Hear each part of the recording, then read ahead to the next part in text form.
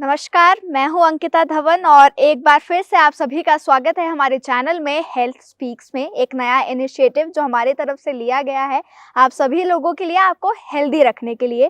तो एक बार फिर से आपका स्वागत है मैम हमारे चैनल में। Thank you Ankita. तो डाइटिशियन है, ये नई नई चीज़ें बताते हैं। अच्छा, वैसे आपने एक चीज़ नोटिस की होगी, मेरे हाथ में जो है एक चाय का कप है। मॉर्निंग की शुरुआत हमारी होती है एक बेड टी से, साथ ही साथ ठंड है। ठंड में आजकल देखो दिसंबर का मौसम है, ठंड काफ़ी ज़्यादा, मौसम तो आप देख ही सकते हो पीछे कैसा है। तो इसमें हमें चाय की बहुत ज़्यादा ज़रूरत होती है। लेकिन चाय एक ऐसी चीज़ है जिससे आपको थोड़ी सी प्रॉब्लम भी हो सकती, थोड़ी तो नहीं, ज़्यादा प्रॉब्लम हो सकती है। उसी के बारे में थोड़ी सी यहाँ पर बात करेंगे आपके साथ। तो चलिए आज का टॉपिक इन्हीं से जान लेते हैं कि किस चीज़ के बारे में आज का हमारा टॉपिक है। जी मैम। जैसे कि आप चाय पी रहे हो जी। एक डाइटिशियन के सामने, तो मैं सोचूं मैं एसिडिटी के ऊपर ही बात करूं। ओके। एसिडिटी हो गया, हार्ट बर्न हो गया, गर्ड हो गया, नाम अलग अलग हैं लेकिन बेसिकली एक ही इशू है and that is poor gut health, कि आपकी गट हेल्थ अच्छी नहीं है। तो जैसा इन्होंने कहा तो इस हिसाब से मुझे ये कप जो है साइड ही रख देना चाहिए। बिल्कुल। डाइटिशियन के सामने मैं चाय पीती हुई अच्छी नहीं लगूंगी बिल्कुल भी। ठीक है। तो ये जो आपने सारी अभी बताया है, ये जितनी प्रॉब्लम्स हेल्थ इश्यूज हमें आते हैं, आपने गर्ड गर्ट के का बारे ना, में हाँ। बताया, हार्ट बर्न के बारे, तो ये सारे इंटर रिलेटेड है, ये एक ही टाइप के सारे हैं? हाँ, ये बेसिकली आपकी बॉडी का एक एसिडिक एनवायरनमेंट है जिसकी हम्म। वजह से ये आपको प्रॉब्लम्स हो रही हैं। हम्म। तो नॉर्मली लोग क्या करते हैं जब एसिडिटी होती है, आप क्या करते हैं जब एसिडिटी होती है? कुछ भी एंटासिड कुछ भी होता है, चलो ठीक है, पानी में मिला लिया, उसे पी लिया, ऐसी चीजें चलती रहती है। एग्जैक्टली तो वो सबसे गलत चीज है। हम्म। जब भी आपको एसिडिटी है, एंटा एसिड बिल्कुल नहीं लेना चाहिए। ओके। एंटा एसिड क्या करता है कि हमारी बॉडी में जो स्टमक एसिड्स होते हैं जो हमारी डाइजेशन में हेल्प करते हैं, उसकी प्रोडक्शन को डिस्टर्ब करते हैं, जिसकी वजह से हमारी बॉडी एसिड्स अच्छे से प्रोड्यूस नहीं करती और डाइजेशन नहीं होती, जो कि एसिडिटी का जो प्रॉब्लम है ना, ओवर द टाइम उसको इंक्रीज करती रहती है। जितना आप एंटा एसिड लेते रहोगे, बॉडी अपनी एसिड प्रोडक्शन स्लो डाउन कर देगी, डाइजेस्ट नहीं करेगी और आपको एसिडिटी का इशू हमेशा लाइफ लॉन्ग रहेगा। जी, तो उन लोगों के लिए जो शादी में जाते हैं, फिर वो कहते हैं कि चलो अच्छा इतना खा लेते हैं, बाद में ये जो है मिलाकर एंटासिड इसे ले लिया। पी लेंगे, तो हाँ। उनके लिए ये बहुत ही गलत चीज़ है कि एंटासिड 1-2 बार के लिए अगर आप खाते हो, अगर आपको जेन्युइनली कोई प्रॉब्लम है, बट आप हर बार उसे इनटेक कर रहे हो, आप सोच रहे हो कि चलो अभी ये खा लेते बाद में जाके वो, तो वो आपके लिए बिल्कुल भी अच्छा नहीं है, जैसा कि इन्होंने अभी बताया। तो जैसे हम चाय से शुरुआत की, हमने चाय के बारे में पूछूंगी कि अगर हम ज़्यादा चाय पी, मॉर्निंग टी की सबसे ज़्यादा यहाँ पर बात, कहा जाता है कि जब भी अगर आप मॉर्निंग टी लेते हो या कुछ भी, तो उसको खाली पेट कभी नहीं लेना चाहिए, तो वो ऐसा क्यों? देखो, मैं तो ये कहती हूँ कि आपको मॉर्निंग में चाय से शुरुआत करनी ही क्यों है। हम्म। चाय जो होती है उसमें कैफीन होता है जो कि एसिडिक होता है हमारी बॉडी के लिए। अगर आप अपनी मॉर्निंग की शुरुआत ही एक एसिडिक चीजों से कर रहे हैं, तो वो पूरा दिन आपकी बॉडी को एसिडिक रखने वाला है। आपकी डाइजेशन, पूरा दिन आपकी डाइजेशन को इम्पैक्ट करेगा और जितना आप चाय वगैरह लेंगे उतनी आपकी न्यूट्रिएंट्स की एब्जॉर्प्शन भी इम्पैक्ट करेगी। आपकी बॉडी आयरन को अच्छे से एब्जॉर्ब नहीं कर पाएगी। अब जब बॉडी एसिडिक रहेगी तो पूरा दिन आप एसिडिटी फील करेंगे, पूरा दिन हार्ट बर्न फील करेंगे। तो कभी भी अपने दिन की शुरुआत चाय से ना करें। आप एक गिलास पानी से अपनी दिन की शुरुआत करें। नींबू पानी ले सकते हैं, जीरे का पानी ले सकते हैं और with in 30 minutes of getting waking up आप उस टाइम पे कोई सॉलिड चीज लें। अगर आपको एसिडिटी का बहुत मेजर इशू है तो आप पानी पी के उसके बाद कोई सॉलिड चीज लें। आप फ्रूट्स ले सकते हैं, नट्स एंड सीड्स ले सकते हैं, या कोई आप रॉ वेजिटेबल ले लें, खीरा ही खा लें। अगर आप शुरुआत थोड़ी सॉलिड से करेंगे ना 30 मिनट के बाद, तो आपको एसिडिटी का इशू नहीं होगा। तो मुझे लगता है मुझे अपनी मम्मी को ये बात बतानी पड़ेगी, क्योंकि उन्होंने क्या किया है, कुछ मतलब जब उन्हें देखा कि एसिडिटी की प्रॉब्लम, चाय उन्होंने पूरी तरह से छोड़ दी है, लेकिन उन्होंने ग्रीन टी स्टार्ट की है। तो वो ग्रीन टी भी मतलब कुछ फायदेमंद रहती है या फिर हमें कुछ सॉलिड ही सबसे पहले इनटेक करना चाहिए देखो, मॉर्निंग में? अगर एसिडिटी की प्रॉब्लम है तो आप सॉलिड से ही शुरुआत करें। मतलब 30 मिनट्स के बीच में आप जरूर कुछ सॉलिड लें।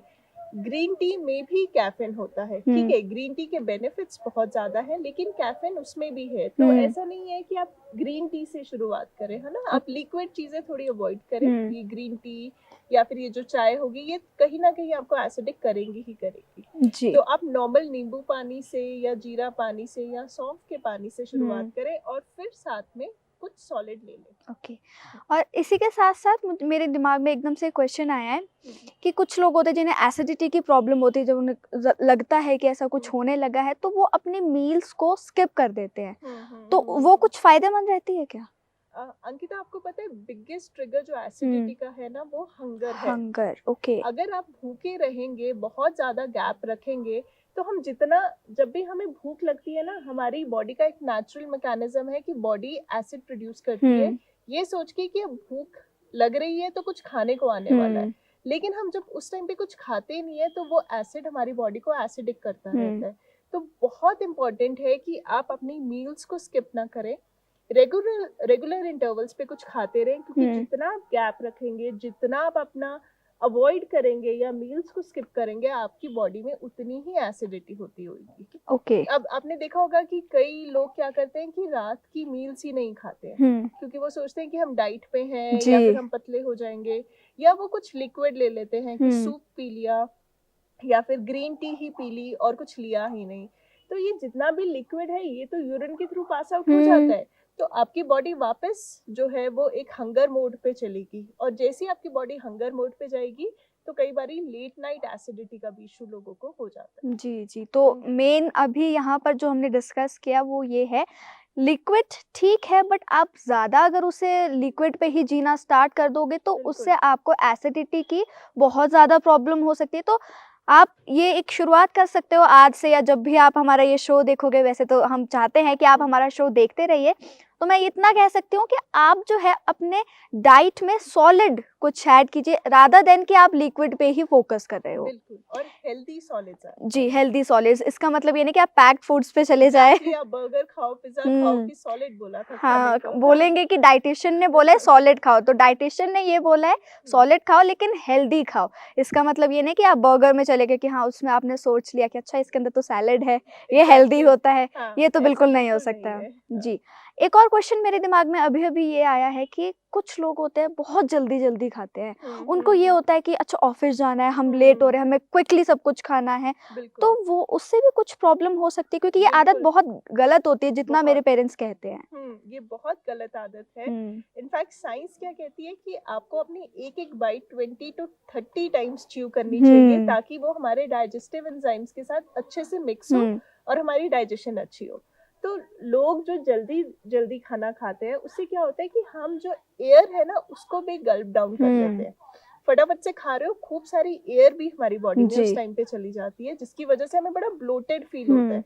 कई बार हम खाते कम है, लेकिन इतनी फटाफट खाने की वजह से वो इतनी एयर बॉडी में हम अंदर ले लेते हैं कि जिससे ब्लोटेड फील होता है। अब हम जब जल्दी खाएंगे, तो हम बड़े जो पीसेस होंगे उनको ऐसे ही अंदर बस स्वॉलो करते रहते हैं। वो जो बड़े पीसेस है, वो हमारे डाइजेस्टिव एंजाइम्स के साथ मिक्स नहीं होते, जिसकी वजह से हमारी बॉडी में डाइजेशन भी अच्छे से नहीं होती। अब जब वो डाइजेस्ट नहीं होगा, तो अनडाइजेस्टेड फूड ऐसे ही पड़ा रहेगा आपकी बॉडी में, वो in the form of fat accumulate होता रहेगा आपकी बॉडी में, या फिर वो लेटर ऑन आपको वॉमिटिंग वगैरह जैसी फीलिंग भी देता है कि आपको वो गर्ड जैसे हम गैस्ट्रोइसोफेगल रिफ्लक्स डिजीज कहते हैं, ये सारी चीजें भी देता है अगर अनडाइजेस्टेड फूड आपकी बॉडी में पड़ा रहेगा। ओके। तो इसी के साथ साथ एक और चीज़ जो मेरे अभी फिर से दिमाग में आ रही है, आपने जैसे यहाँ पर बात की है एसिडिटी की, हमने बैलेंस डाइट, एक प्रॉपर डाइट जो होती है उसकी हमने बात कर ली, मॉर्निंग टी की हमने बात कर ली।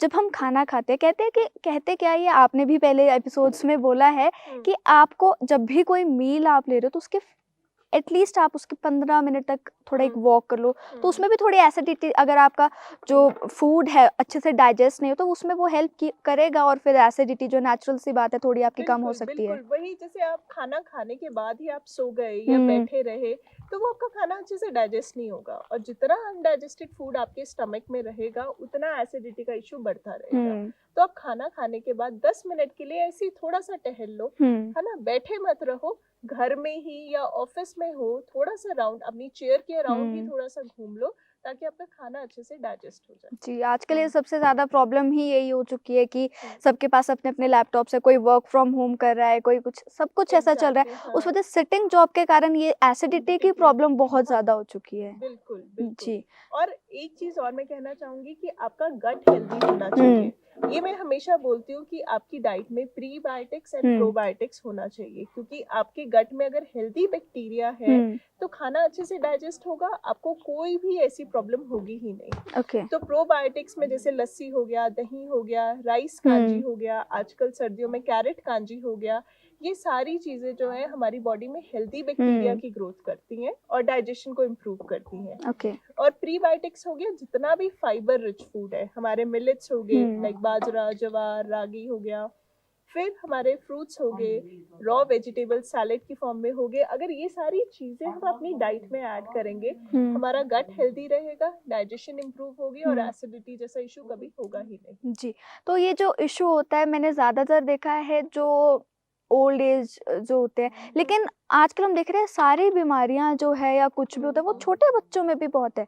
तो क्या ये एसिडिटी उनमें भी हो सकती है, क्योंकि वो तो सारा दिन यहाँ वहाँ खेलते रहते, तो उनमें शायद कम होगी ये? हाँ, क्योंकि बच्चों का ये होता है कि बच्चों की एक्टिविटी बहुत होती है, बच्चे सारा दिन घूमते रहते हैं, बैठे नहीं रहते हम लोगों की तरह की सिटिंग जॉब्स में है या कुछ, तो उस वजह से भी, एंड प्लस बच्चों का मेटाबॉलिज्म अच्छा है कि वो सब डाइजेस्ट कर लेते हैं। लेकिन अगर आपके बच्चे में आपको लगता है कि बहुत वॉमिटिंग कर रहा है, कॉन्स्टिपेशन कर रहा है, ऐसा नहीं है कि एसिडिटी ही होगी, लेकिन अगर बच्चे को अच्छे से डाइजेस्ट नहीं हो रहा तो वो वॉमिटिंग करता है। आजकल बच्चों में कॉन्स्टिपेशन बहुत ज्यादा हो रही है क्योंकि उनकी गट हेल्थ अच्छी नहीं है, वो अच्छे से प्रोबायोटिक्स एंड प्रीबायोटिक्स नहीं ले रहे हैं, या उनके इंटरवल्स ठीक नहीं है, या वो भी बहुत जल्दी जल्दी खाना खा रहे हैं। तो बच्चों में यही सेम इश्यूज किसी और फॉर्म में हम देखने को हमें मिलते हैं, पर ऐसा नहीं है कि बच्चों में ये प्रॉब्लम्स हो नहीं रही है। ओके। इसी के साथ साथ एक और चीज़ है, जैसे हमने वैल्यू की क्विक, अगर हमें एक रिलैक्सेशन किसी से चाहिए होती है तो हम कोई पेन किलर्स अपने साथ रखते हैं, या डॉक्टर्स को हम ज़्यादा प्रेफर नहीं करते हैं इन सभी चीज़ों में। तो एसिडिटी के केस में ऐसी कौन सी चीज़ें हो सकती है जो हम अपने पास रख सकते हैं अगर हमें ऐसी कोई प्रॉब्लम है, रादर देन अगर हम पेन किलर्स को ना यूज़ करें तो? हाँ, मतलब आपका मतलब है एंटासिड्स का हाँ, यूज करें, लाइक तो उसकी जगह आप जैसे जीरा, सौंफ और अजवाइन, ये तीनों चीजें आधा चम्मच आप अपने पानी के गिलास में बॉईल करके ये ले सकते हैं, ये आपको इंस्टेंट रिलीफ देगा।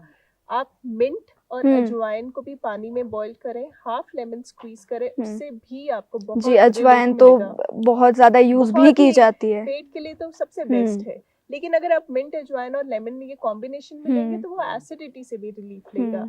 देन आप जिंजर लेमन टी भी ले सकते हैं, ये भी बहुत रिलीफ देगा। या नॉर्मल अगर आपके पास बिल्कुल टाइम नहीं है, नॉर्मल सौंफ को बॉईल करें, आधा लेमन स्क्वीज करें और वो पिए। ये सारी चीजें आपको एक इंस्टेंट रिलीफ प्रोवाइड करेंगी अगेंस्ट एसिडिटी। लेकिन जो लोग कुछ ऐसे होते हैं जो ट्रैवल कर रहे होते हैं, अगर उनमें ये कोई प्रॉब्लम आ जाए फिर? अगर आपके पास, आप बॉईल नहीं कर सकते तो आप कंकॉक्शंस बना सकते हैं। आपको, आपके पास पानी की बोतल होती है, आप किसी होटल में हैं, कहीं से भी आप जीरा लें, सौंफ लें या अजवाइन लें, उसको अपने पानी की बोतल में डाल दें, ओवरनाइट रखें, नेक्स्ट मॉर्निंग वो सारा दिन वो पानी पीते रहे, तो भी आपको एसिडिटी से काफी रिलीफ मिल जाएगा। तो जैसे हमने पहले भी ट्रिगर फूड्स की बात की है, तो इसमें आपने हमें बताया था जो इसमें सबसे ज़्यादा ट्रिगरिंग जो होता है वो होता है हंगर। इसके अलावा कुछ ऐसे खाने वाली चीज़ें जिस ट्रिगर फूड कह सकते हैं जो एसिडिटी को एक कहते हैं न्योता दे रहा होता है? हाँ, देखो, जितना भी आप जंक फूड खाओगे वो आपकी बॉडी को एसिडिक करेगा, ठीक है। अगर आप चाय बहुत ज्यादा पीते हैं, कॉफी बहुत ज्यादा पीते हैं, तो ये भी चीजें जो है आपकी बॉडी को बहुत ज्यादा एसिडिक करती हैं। या फिर आपके इंटरवल्स ठीक नहीं है, या तो आप बहुत ज्यादा एक ही टाइम पे खा रहे हो, तो आप अच्छा भी खा रहे होगे ना तो भी आपको एसिडिटी हो जाएगी, क्योंकि आप उसको ढंग से नहीं खा रहे हो। आपने पूरा दिन कुछ खाया नहीं, आप भूखे रहे, फिर आपने सडनली, आप पूरा दिन भूखे हो, शाम को एकदम से बहुत ज्यादा खाना खा रहे हो, ठीक है, आलू के पराठे खा रहे हो या रोटी दाल सब्जी ही खा रहे हो, लेकिन बहुत ज्यादा क्वांटिटी में खा ली, एंड खाते ही आप बैठ गए, उठे नहीं। खाना अच्छा खाया लेकिन वो भी आपको एसिडिटी करेगा फिर। जी, तो वही है, प्रॉपर डाइट लो, प्रॉपर एक्सरसाइज तो नहीं बट इतना कह सकते हैं कि आप प्रॉपर एक वॉक कर लो खाना खाने के बाद, तो इससे ये चीज़ें काफ़ी हद तक कम हो सकती है। एंटासिड्स के बजाय जो घर के जो नुस्खे होते हैं अगर आप उसका इस्तेमाल करें तब भी आपके इसमें काफ़ी ज़्यादा आप प्रिवेंट कर सकते हो इन चीज़ों को। अब और कोई चीज़ें जो हम नहीं कवर कर पाए हो इस समय?